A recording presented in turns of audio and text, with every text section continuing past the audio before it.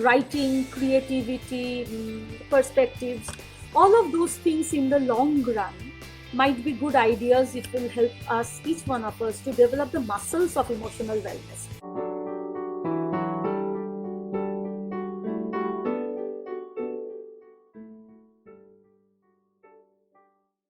And by this third part, I must, I must get a little philosophical. Excuse me for that. So I have personally been, I'm a Bong, brought up in Calcutta as a Bong. Very often means to be brought up in a more communist mindset, and I am born to atheist parents, for which I'm very lucky. I consider myself very blessed for that. So there was very little stigma, prejudice, very few, I do realize now how lucky it has been not to be brought up with a lot of prejudice. But it also means that I grew up realizing or being taught and conditioned that there is no higher force, you are you, which is true. I when I struggled with mental health, then after a point, after many months of analgesics and antidepressants and anti-anxiety and nerve relaxants, whatever, that concoction, right, that plays havoc on your mind and body. So after a lot of that, a phase came when doctors told me that try out meditation.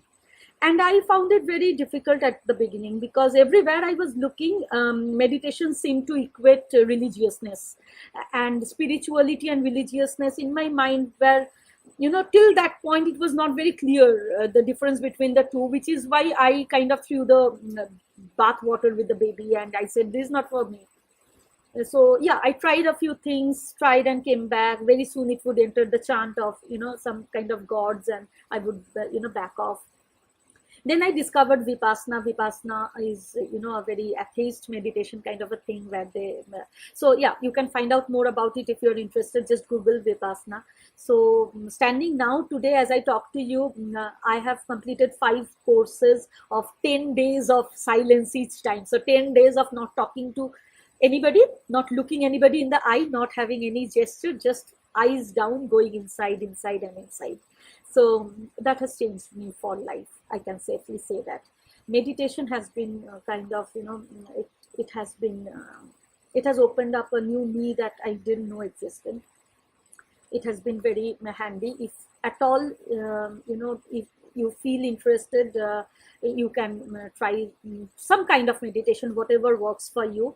But yes, I mean, mindfulness, meditation, these are now becoming mainstream. It is no longer just the possession of the monks or only few people, because we are now realizing that the average wellness level of people around us is so poor that it is, mental health is not really only about people who are screaming or doing something that we call crazy. It is really now about each one of us. We need help to be able to make better sense of our life and of our days. And meditation has been really rewarding for me. Also, a lot of books, a lot of films, I'm sure many of you would agree that they help to open perspectives. They help us to look at the same thing from alternate views. It's almost like looking at the prism. So you are just talking inside your own mind, but the moment you put yourself in your spouse's shoe or in your child's shoe, you realize that what it looks to have the same incident happen to them from a different character point of view.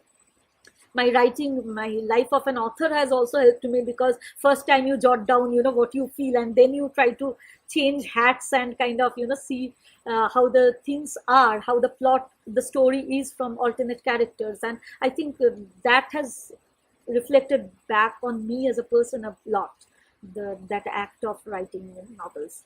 And again, if you are interested, you can read up a little bit on positive psychology, the PERMA model. The PERMA model is, I recently just completed 2 courses in positive psychology and 1 more course on positive psychiatry online, like 6 weeks course kind of a thing, each of them. So it essentially talks about how to do positive interventions in your life, how to have positive emotions, P for positive emotions, C for engagement, R for relationships, how to nurture relationships better, M for meaning, how to chase or try to have a meaning of life, a purpose, and then A for accomplishment, how to kind of give yourself the next thing to go to.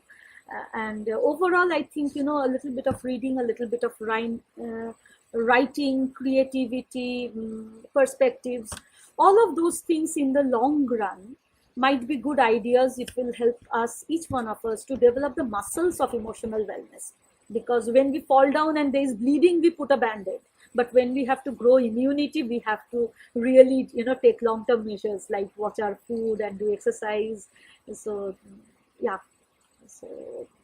so much for what we can work on the self side of things. And I would want to repeat once more that as much as there is so many things that is wrong with the world, the way world functions, and we must talk about that, we must fix that, we must do everything in our power to be able to make the world a better place for the next generation to come. We must wear our own seatbelt first. And what I told you in terms of doing immediate things, doing medium and long-term things, is really to be able to draw boundaries around yourself and to be able to help yourself become, more emotionally ready and more emotionally resilient to be able to face the world.